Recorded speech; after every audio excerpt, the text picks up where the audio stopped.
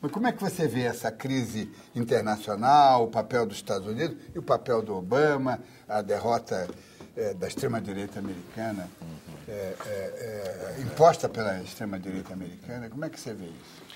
Tudo se desenrola sob o pano de fundo da grande crise econômica de 2008, cujo desenrolar ainda não está definido.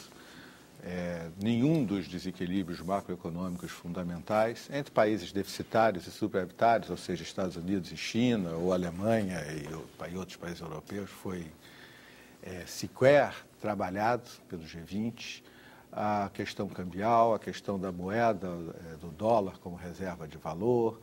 E se não fizermos nada para resolver esses problemas, eles continuarão a aparecer com manifestações as mais variadas.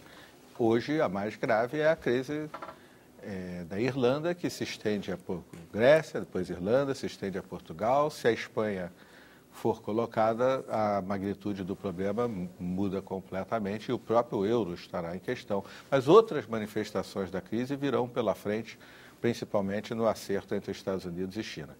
A situação de Obama, tendo perdido a eleição, é muitas vezes comparada com a situação do Clinton, que perdeu a eleição de meio de mandato. Mas Clinton se recompôs fazendo um movimento em direção ao centro e, num ambiente econômico de crescimento, teve uma vitória importante 2 anos depois. É um contexto muito diferente. Um movimento político parecido, ou seja, um movimento em direção ao centro, inclusive buscando áreas republicanas muito descontentes com esse extremismo que venceu ele prévias dentro do Partido Republicano. Ele politicamente faz sentido, mas se a ele não corresponder uma melhoria do bem-estar dos norte-americanos, especialmente do emprego, dificilmente o resultado será o mesmo que Clinton teve. E essa melhoria das condições econômicas dos Estados Unidos e do bem-estar da população norte-americana depende de ações muito incisivas do presidente Obama, talvez não consistentes com esse movimento em relação ao centro. Então, é uma situação muito difícil. Renato, como é que você situa esse movimento Tea Party? Não é? Vamos chamar a extrema-direita americana, não é? O fortalecimento do espírito do cowboy, do vale tudo. Mas isso no contexto internacional, porque hoje você tem também na Europa um fortalecimento da extrema-direita, né? Na Suécia, a extrema-direita nunca teve a projeção que as últimas eleições deram. Em suma, o processo está se endireitando, né? No mau sentido, né? E temos até manifestações de neofascismo muito visíveis, né? Como é que você... Nós tratamos disso em 2008, quando a gente, pensando no Obama e comparando com o Franklin Delano Roosevelt, nós vimos, que tinha também o fascismo, o nazifascismo, mas agora temos de novo essa ameaça nazifascista, extremista de direita, que ela é um fato. Clerical também, nós vamos falar sobre religião mais tarde. Eu acho que é uma reconfiguração da direita mais dura, né? E eu acho que, quer dizer, usar talvez uma expressão um pouco acadêmica e mais valorativa, quer dizer, é um desafio civilizatório imenso. Porque há 10 anos atrás, 15 anos atrás, do meu ponto de vista, pessoal pelo menos, importava defender os valores da democracia associados ao estado de bem-estar social, a ideia do welfare state, que foi o grande pacto que salvou a Europa e transformou a fisionomia do mundo a partir do início da segunda metade do século passado. Democracia com estado de bem-estar social. Tratava de defender isso contra uma direita, né, que defendia a liberdade absoluta para as forças de mercado, mas que ainda se movia nos marcos da legalidade dos Estados democráticos, né, não eram antissistêmicos. Acho que o desafio agora é um desafio que vem de movimentos que se põem fora dos valores que estruturam o sistema democrático. Acho que isso é o que é o mais preocupante, e, sobretudo, a escala da organização que é multinacional. Quer dizer, o Tea Party, ele é um fenômeno americano, sem dúvida, tem raízes em uma série de tradições de cultura política americana, mas ele também está ligado, do meu ponto de vista, a outras manifestações de intolerância política, né, de tolerância, dogmatismo, quer dizer, valores antidemocráticos explícitos, racistas, supremacistas. E né? Clericalistas. E esse é o ponto que eu ia tocar também, quer dizer, uma reintrodução da dimensão religiosa na política que eu acho que podem criar digamos assim, um ambiente cultural internacional, né, com efeitos antidemocráticos devastadores, de médio e de longo prazo. Né? Eu acho que isso aí é um desafio imenso. E os Estados Unidos hoje são um campo de prova decisivo para isso. Quer dizer, eu acho que não se trata de saber se Obama vai conseguir ser reeleito. Eu acho que se ele vai conseguir sobreviver politicamente ao assalto, né, que ele está sofrendo dessas forças. Eu acho que o que está se jogando ali é algo que pode sinalizar para outros espaços. E acho um desafio imenso para a esquerda americana. É uma esquerda ainda ligada à memória do New Deal, né? E tem diante de si um oponente fortíssimo que procura trazer para o presente a tradição americana da liberdade individual, da independência do Estado, entende? E, portanto, colocando isso a serviço de causas paradoxalmente liberticidas. Eu acho o desafio brutal e eu não sei se nós hoje dispomos, no curto prazo, de instrumentos de controle. Sérgio Bessermann, você aqui do grupo é o que está mais enfronhado com a questão ambiental.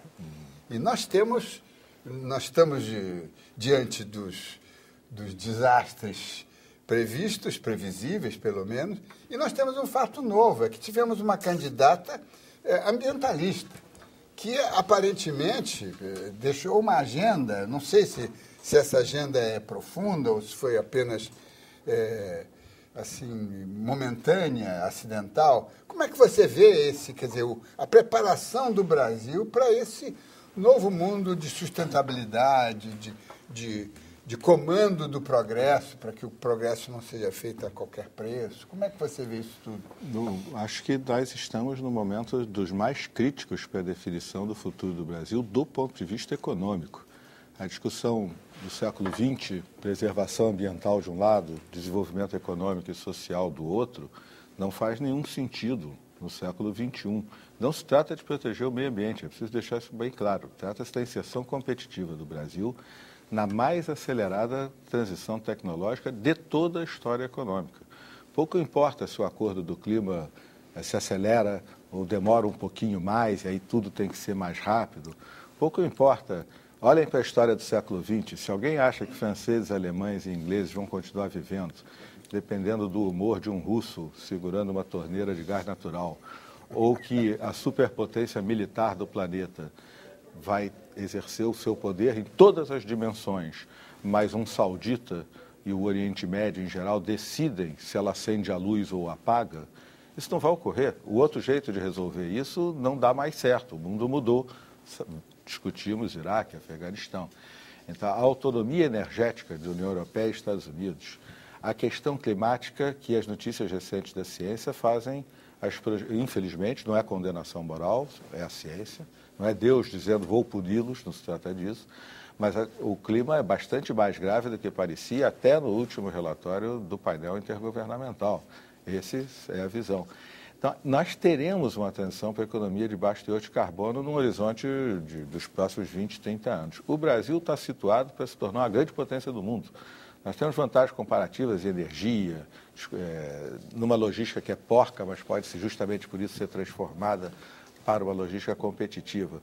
E nós estamos frente, o governo Dilma estará frente a esse dilema. Nós vamos apostar no mundo do passado, acreditando que os próximos anos serão iguais e correndo o risco de um mico, ou nós vamos apostar no mundo do futuro e usar os recursos do passado, especificamente o pré-sal, para fazer esta transição.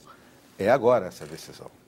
Uma palavrinha rápida de vocês dois sobre esse apocalipse anunciado e como é que nós podemos, não driblá-lo, mas pelo menos encará-lo, não é? Uhum. Não, eu acho que o desafio é exatamente imenso, né? Quer dizer, e no caso brasileiro, há um ponto de atenção que eu acho especialmente preocupante, que é o fato de que o processo democrático brasileiro, de avanço da democracia, ele teve associado nos últimos 8 anos a aumento da capacidade de consumo e de usufruto das pessoas dos benefícios do desenvolvimento. Certo?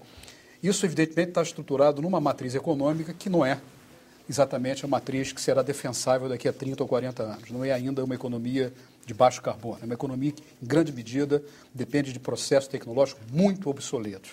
Certo? A questão é a seguinte, a questão é que como pensar essa transição sem que ela viole um dos postulados mais importantes da democratização, que é a inclusão das grandes massas no plano do consumo. Exatamente. Então, como é que se opera nessa difícil? Porque a questão se põe para os europeus num patamar em que a democratização do consumo já foi resolvida há muito tempo. Então, é um desafio mais pesado que se põe para a gente aqui. Cláudio Boiunga, uma palavra final. Só. Eu acho que o grande problema dessa transição, que eu concordo inteiramente com o Sérgio, é fundamental e é inevitável, é absolutamente inevitável. Vai ser de convencer o mundo pobre de que ele tem que abrir mão desse paradigma falido.